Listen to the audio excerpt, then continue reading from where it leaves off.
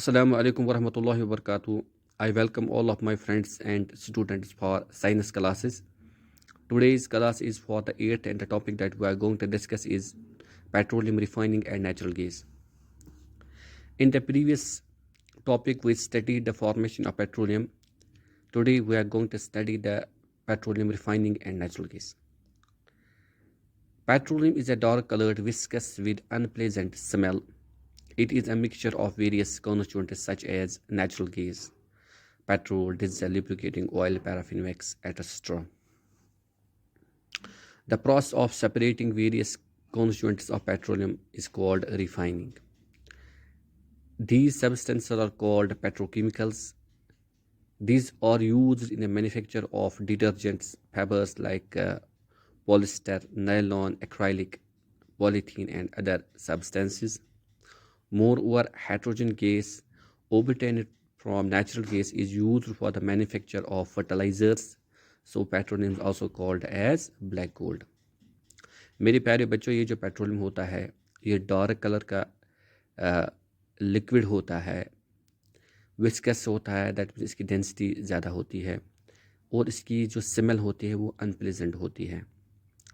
तो ये जो पेट्रोलियम होता है जब हम इसको निकालते हैं तो इसमें बहुत सारी सब्सटेंसेस होती हैं, जैसे कि इसमें नेचुरल गैस होता है, पेट्रोल होता है, डीजल होता है, लिब्रिकेटिंग ऑयल्स होते हैं या पैराफिन वैक्स होता है.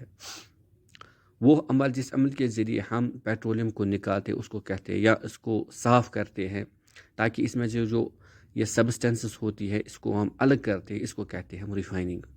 तो रिफाइनिंग वो अमल है जिस अमल के ज़रिए ये जो पेट्रोलियम मिक्सचर होता है इससे हम बहुत सारे सब्सटेंसेस निकालते हैं, जैसे कि पेट्रोल है, डीजल है, केरोसिन ऑयल होता है, नेचुरल गैस होता है या पैराफिन वैक्स होता है, बहुत सारी सब्सटेंसेस होती है. तो इनको हम निकालते हैं, इसको कहते हैं हम रिफाइनिंग. तो ये जो सब्सटेंसेस होते हैं इनको हम कहते हैं पेट्रोकेमिकल्स.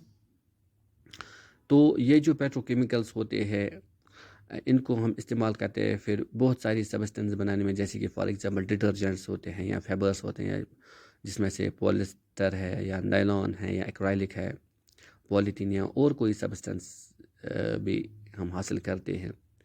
तो इसके साथ साथ हम हाइड्रोजन जब हम निकालते हैं इनको सेपरेशन कहते हैं, वहाँ से एक हाइड्रोजन गैस भी निकलता है. तो इस हाइड्रोजन गैस को हम इस्तेमाल करते हैं फर्टिलाइज़र बनाने में, खाद बनाने में हम इस्तेमाल करते हैं. इसी वजह से ये जो पेट्रोलियम होता है इसको हम कहते हैं ब्लैक गोल्ड. इसके बाद होता है नेचुरल गैस.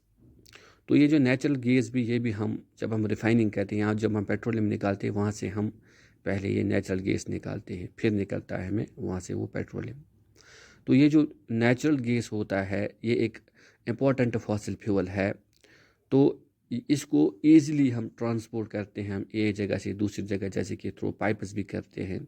बहुत सारे मुल्क हैं जिनमें जो ये नेचुरल गैस हैं पाइपों के ज़रिए ट्रांसपोर्ट होता है. और इसको हम ट्रांसपोर्टिंग फ्यूल भी कहते हैं क्योंकि हम इसको ट्रांसपोर्टेशन के लिए इस्तेमाल करते हैं, व्हीकल्स में इस्तेमाल करते हैं, जैसे ट्रक्स है, बसेस है, कार्स है या एरोप्लेन्स हैं, शिप्स है, इनमें हम इसको इस्तेमाल करते हैं. इसको हम ट्रांसपोर्टिंग फ्यूल भी कहा जाता है. तो ये जो नेचुरल गैस होता है इसको हम हाई प्रेशर पर कंप्रेस करते हैं, तो इसको हम कहते हैं कंप्रेस्ड नेचुरल गैस CNG. तो ये जो CNG है हम इसको एज ए फ्यूल इस्तेमाल करते हैं. तो ये एक क्लीन फ्यूल है जो सबसे कम पोल्यूशन करता है. तो इसी वजह से इसको पेट्रोल और जो डीजल होता है या बाकी जो हमारे फ्यूल्स होते हैं ट्रांसपोर्ट फ्यूल, इनकी जगह पे इसको हम इस्तेमाल करते हैं क्योंकि इससे पोल्यूशन कम होता है. इसको हम फैक्ट्रीज़ और घरों में भी इस्तेमाल करते हैं क्योंकि इससे पोल्यूशन कम होता है. डायरेक्टली हम इस्तेमाल करते हैं, इसका जो कैलोरीफिक वैल्यू है वो भी ज़्यादा होता है, इग्निशन टेम्परेचर भी कम होता है. तो इसकी वजह से इसको आसानी से हम इस्तेमाल घरों में इस्तेमाल कर सकते हैं या फैक्ट्री में भी हम इस्तेमाल करते हैं, हम घरों में भी इस्तेमाल करते हैं. तो इसको ईज़िली हम ट्रांसपोर्ट करते हैं एक जगह से दूसरी जगह. हिंदुस्तान में भी ये ट्रांसपोर्ट होता है पाइपों में, जैसे कि वडोदरा है गुजरात में या दिल्ली में, कुछ पार्ट्स दिल्ली में उनमें भी हम इसको पाइपों में ट्रांसपोर्ट करते हैं. تو ہندوستان میں جو اس کو نیچرل گیس کے جو ریزرورس ہے یہ ہے تری پورہ میں ہے، راجستھان میں ہے، مہاراشٹر میں ہے، یا اسی طرح سے کرشنا اور گوداوری جو ڈیلٹا ہے بیسنس ہیں تو وہاں پہ بھی یہ نکلتا ہے۔ اب جو کہ یہ پیٹرولیم ہے یا نیچرل گیس ہیں یا اور ہمارے فاسل فیولز ہوتے ہیں تو ان کی جو تعداد ہے وہ فکسڈ ہے، مطلب لمیٹڈ ہے، وہ زیادہ نہیں ہے۔ اگر ہم ان کا بے تحاشا استعمال کریں گے تو اس سے یہ ہوگا کہ جو ہماری آنے والی جنریشنز ہے ان کے لیے پھر مشکل ہوگا۔ تو یہ جو کیونکہ ان کی جو تعداد وہ لمیٹڈ ہوتی ہے، یہ نان رینیویبل ریسورسز ہے، تو اگر ہم ان کا زیادہ استعمال کریں گے تو یہ آہستہ آہستہ ختم ہو جائیں گے۔ تو ہمیں کیا کرنا ہے، ہمیں ان کا سینسیبلی استعمال کرنا ہے تاکہ جو ہماری آنے والی جنریشن ہے وہ بھی اس جو ہمارے جو ریسورس ہے اس سے فائدہ اٹھا سکے۔ تو اس کے لیے ہمیں کیا کرنا ہے، ہمیں کچھ احتیاط کرنے کی ضرورت ہے، جیسے کہ عام طور پہ جو یہ پیٹرولیم ہوتا ہے یا نیچرل گیس ہوتا ہے اس کو ہم وہیکلوں میں استعمال کرتے ہیں ایز اے فیول۔ تو جب بھی ہم ڈرائیونگ کریں، کسی جگہ ٹریفک جام میں ہم پھنستے ہیں تو ہمیں یہ چاہیے کہ ہم اپنی گاڑی کو اس وقت بند کریں، اس سے پولوشن بھی کم ہوگا۔ یا اسی طرح سے ہمیں کیا کرنا ہے، ہمیں جو گاڑی کے جو ٹائرز ہوتے ہیں ان کا پریشر بھی مینٹین ہمیں کرنا ہے۔